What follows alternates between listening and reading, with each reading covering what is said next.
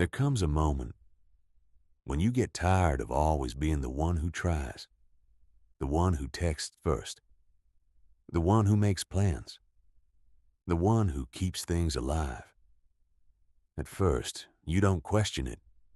You tell yourself, that's just who I am, not care more. And maybe that's true. But over time, something starts to feel off. When you notice something small, if you don't reach out, nothing happens. And no message, no call, no effort. And slowly, you begin to wonder, am I the only one who cares? Let me tell you a story. Alex was always the one who showed up. With friends, with family, with people he cared about.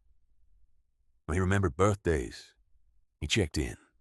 He made sure everyone was okay. And then people liked him for it. They smiled, they appreciated him. At least, that's how it seemed. But there was one thing Alex didn't notice at first. Everything depended on him. If he didn't plan something, nothing happened. If he didn't start a conversation, there was silence. At first, he ignored it. People are busy.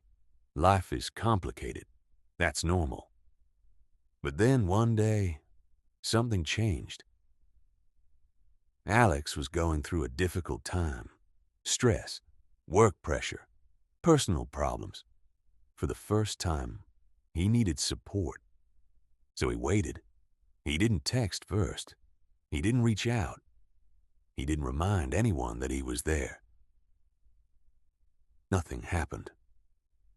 Days passed, then a week. Silence. That silence said more than words ever could. It wasn't loud. It wasn't dramatic. But it was clear. He wasn't as important to them as they were to him. That realization hurt. But it also revealed something important. Alex wasn't being valued. He was being relied on. There's a difference. Value creates mutual effort. Reliance creates one-sided effort. And Alex had been carrying everything. Without realizing it, so he made a quiet decision. He stopped chasing.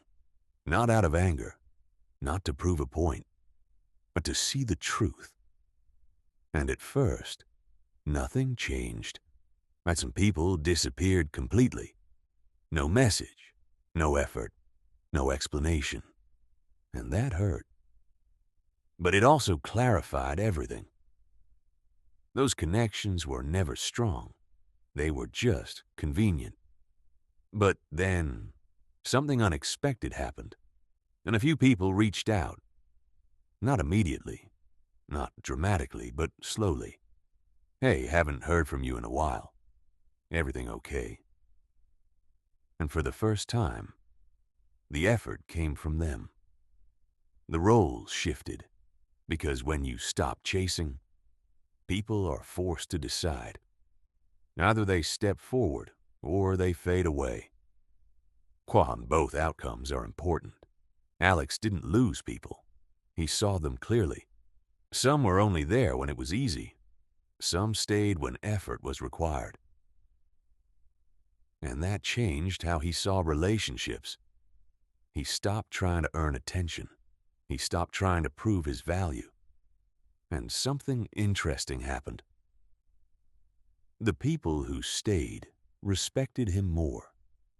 Not because he became distant, but because he became balanced. He gave effort, but only where it was returned. And that is something many people learn too late. Respect does not come from chasing people. It comes from knowing when to step back. From knowing your value, even when others don't see it yet. Because when you are always available, always reaching, always trying, people stop noticing the effort behind it. But when you step back, when your presence is no longer guaranteed, people start paying attention. Not because you changed who you are, but because you stop making it easy to ignore you. So, if you feel like you are always the one chasing, pause. Step back. Not to manipulate, not to test people, but to protect your energy. Because in the end, one quiet truth explains everything.